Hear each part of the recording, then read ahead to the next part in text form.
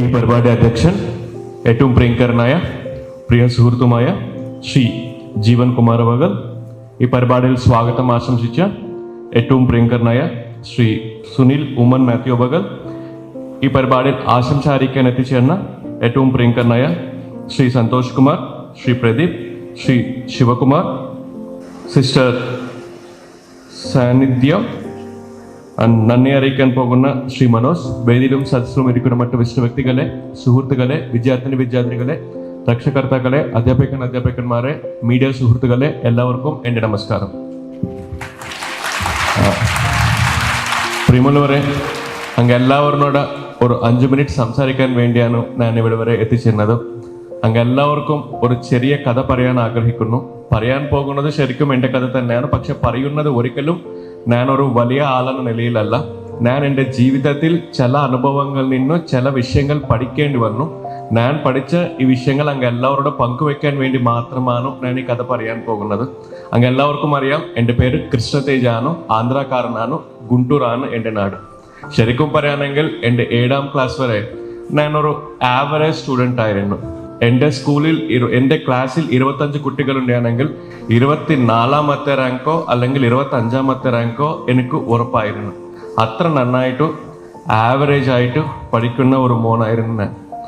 എൻ്റെ 8ാം ക്ലാസ് പഠിക്കുന്ന സമയത്താണ് എൻ്റെ കുടുംബത്തിൽ കുറച്ച് സാമ്പത്തിക പ്രശ്നം വന്നു. ആ സമയത്താണ് ചില ബന്ധുക്കൾ എൻ്റെ വീട്ടിലോട്ട് വന്നിട്ട് എന്നോട് പറഞ്ഞു, കൃഷ്ണ, ഇനി നിങ്ങൾ വിദ്യാഭ്യാസം നിർത്തേണ്ടി വരും, ഏതെങ്കിലും ഒരു കടക്ക് പോയിട്ട് ജോലി ചെയ്യേണ്ടി വരും. അങ്ങനെ ജോലി ചെയ്യണമെങ്കിൽ കിട്ടുന്ന ശമ്പളം നിങ്ങളുടെ കുടുംബങ്ങൾക്ക് ഉപയോഗിക്കാൻ പറ്റുമാനോ എന്നോട് എൻ്റെ ബന്ധുക്കൾ പരിഹസിച്ചു. എൻ്റെ അച്ഛനും അമ്മയ്ക്കും ആ സമയത്തിൽ എൻ്റെ വിദ്യാഭ്യാസം നിർത്തിക്കാൻ താല്പര്യമില്ല. പക്ഷെ കണ്ടിന്യൂ ചെയ്യാനുള്ള സാമ്പത്തിക സ്ഥിതിയും അപ്പോൾ ഇല്ലായിരുന്നു. ആ ഒരു സമയത്തിൽ എൻ്റെ അയൽവാസി ഒരാൾക്ക് ഒരു മരുന്ന് കട ഉണ്ടായിരുന്നു.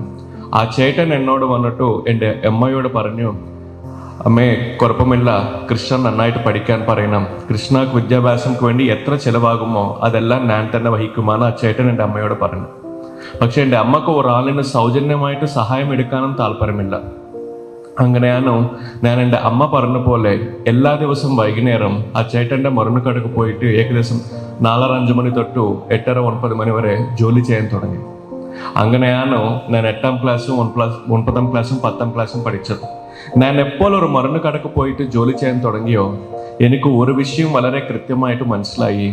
ഞാൻ നന്നായിട്ട് പഠിച്ചില്ലാണെങ്കിൽ എൻ്റെ ജീവിതം മുഴുവൻ ഈ മരുന്ന് കട തന്നെ ആകുമാണ്.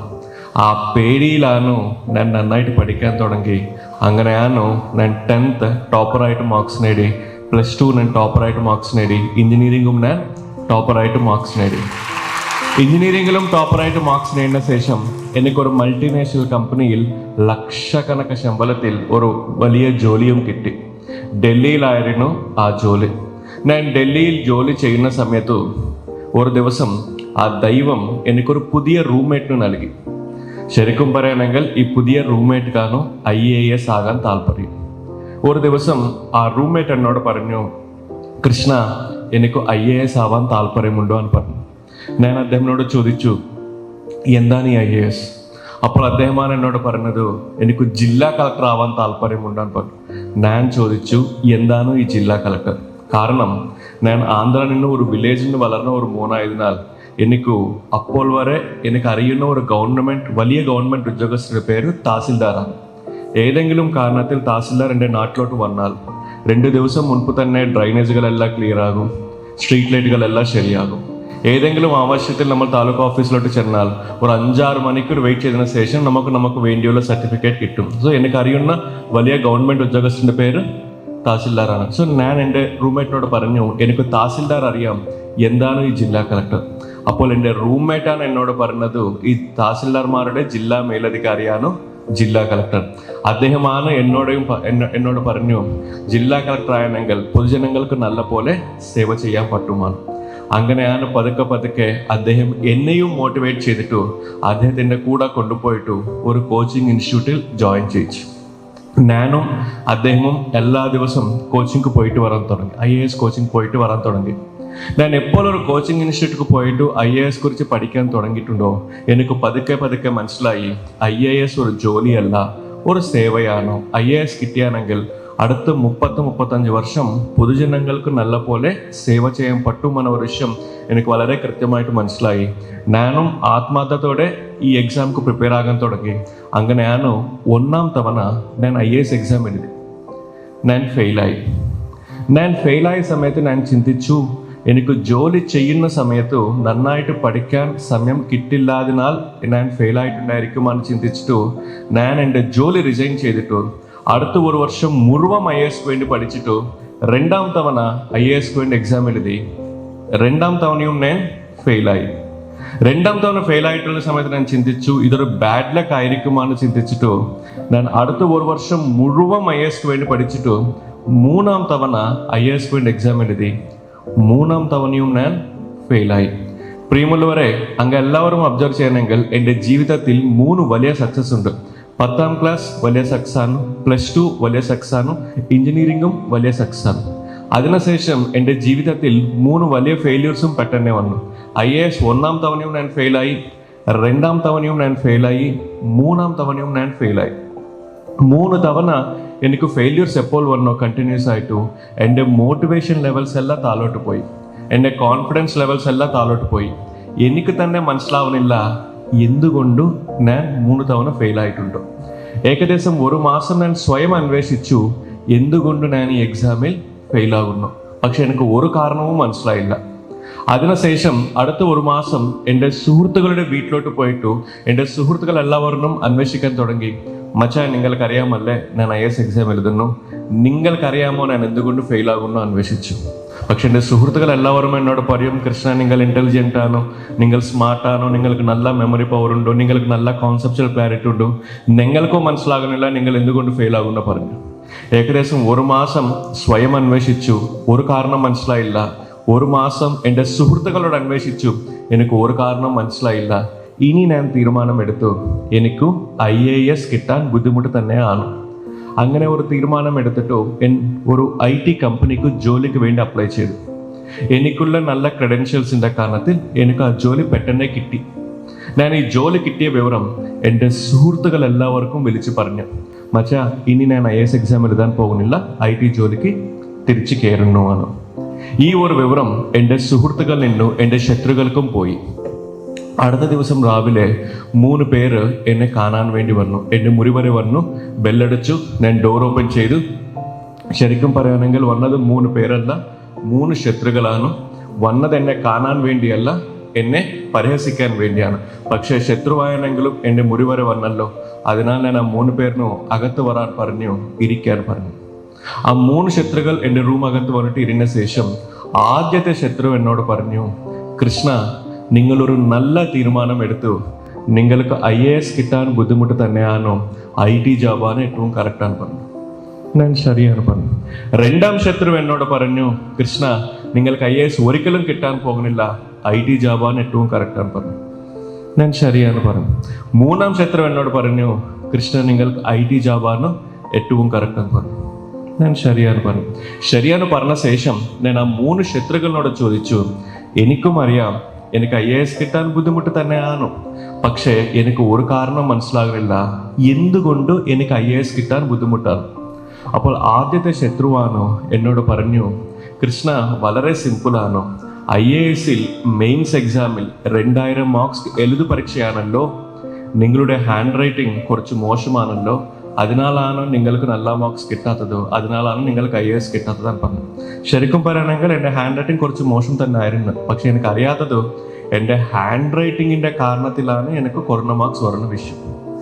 രണ്ടാം ശത്രു എന്നോട് പറഞ്ഞു, കൃഷ്ണ IASൽ 2000 മാർക്സ് ഏകദേശം എഴുതു പരീക്ഷയാണല്ലോ, നിങ്ങൾ ഏതെങ്കിലും ക്വസ്റ്റ്യൻക്ക് സമാധാനം എഴുതുന്ന സമയത്ത് നിങ്ങൾ 1-ാം പോയിന്റ് 2-ാം പോയിന്റ് 3-ാം പോയിന്റ് ആയിട്ട് പോയിന്റ് വൈസ് എഴുതും.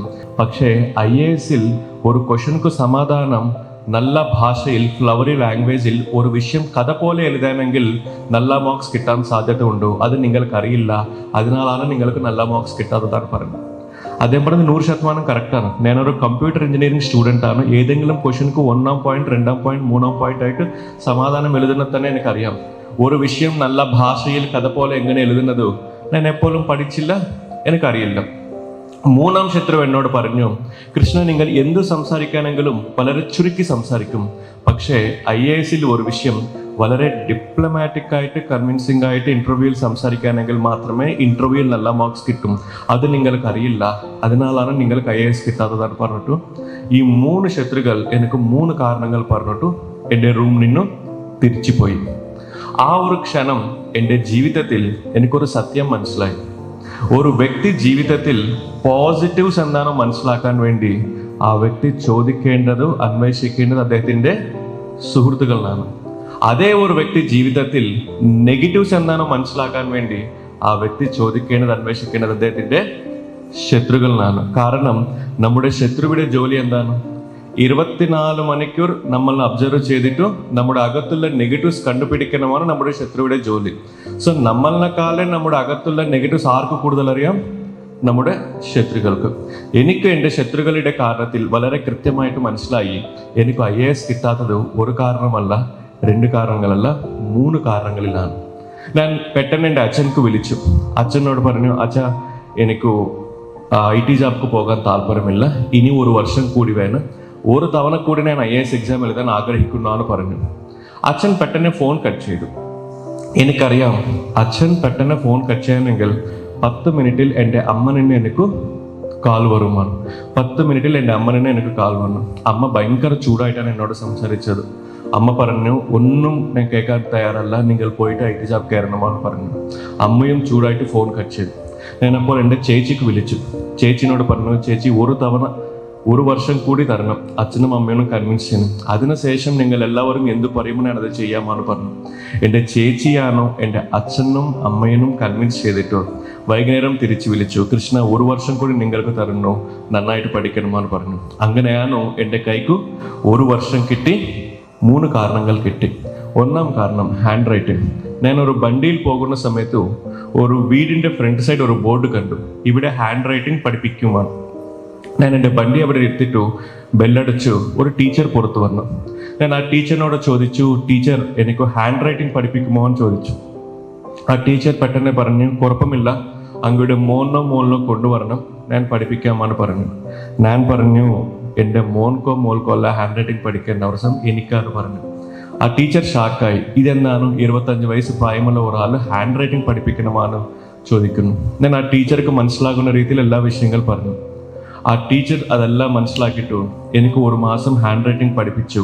അതിനുശേഷം 1 വർഷം എല്ലാ ദിവസം 1.5 മണിക്കൂർ തൊട്ട് 2 മണിക്കൂർ ഞാൻ കേവലം ഹാൻഡ് റൈറ്റിംഗ് മാത്രമേ പ്രാക്ടീസ് ചെയ്തു.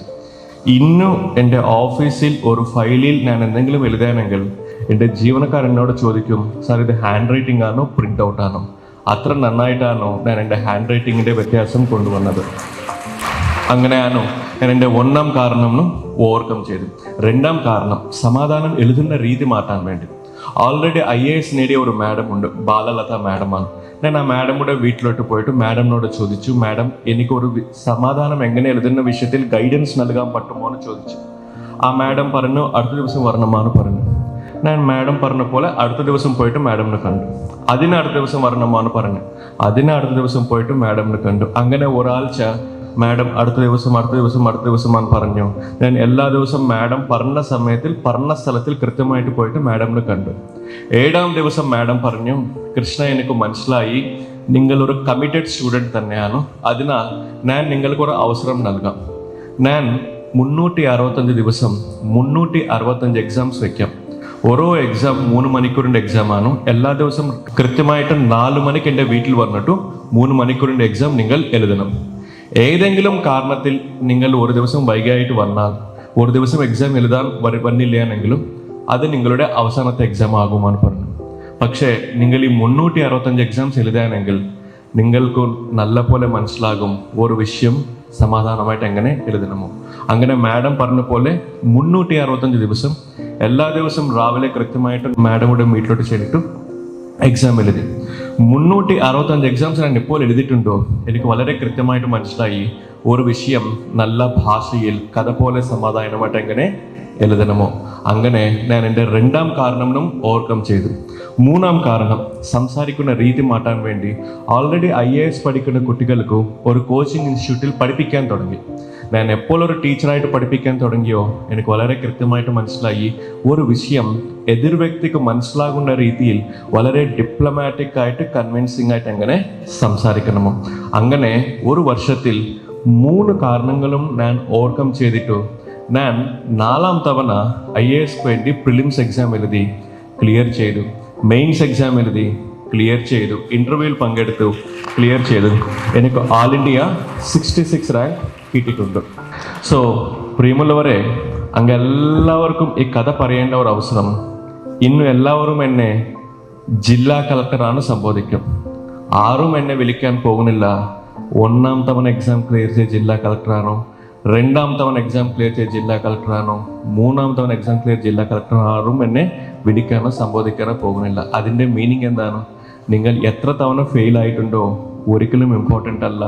അവസാനത്തിൽ നിങ്ങൾ നിങ്ങളുടെ ഗോൾ അച്ചീവ് ആയിട്ടുണ്ട് അല്ലത് മാത്രമാണ് important. So it doesn't matter how many times you fail.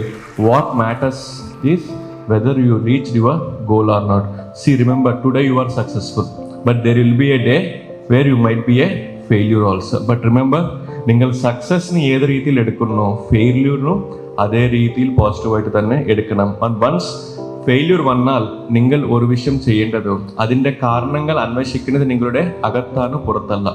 ഞാൻ 4ാം തവണ സക്സസ് ആയത് I learn from my failures only after 3 failures. ഞാൻ 1ാം തവണ തന്നെ ഫെയില്യൂർ വന്ന സമയത്ത് if I learn from my failures I would have got success in the second attempt itself. So whenever a failure comes, try to identify the reason within you and I am sure you will overcome it. And thank you for giving me this opportunity and congratulations to everyone for coming out with flying colors. Thank you so much. Have a great day. Entrance സംബന്ധമായ വാർത്തകളും അപ്ഡേഷനുകളും ഏറ്റവും വേഗം ആധികാരികമായി അറിയാൻ brilliant study centre പാല YouTube channel subscribe ചെയ്യുക, bell icon അമർത്തുക. ഈ video മറ്റ് സുഹൃത്തുക്കളിലേക്കും ഷെയർ ചെയ്ത് നൽകുക.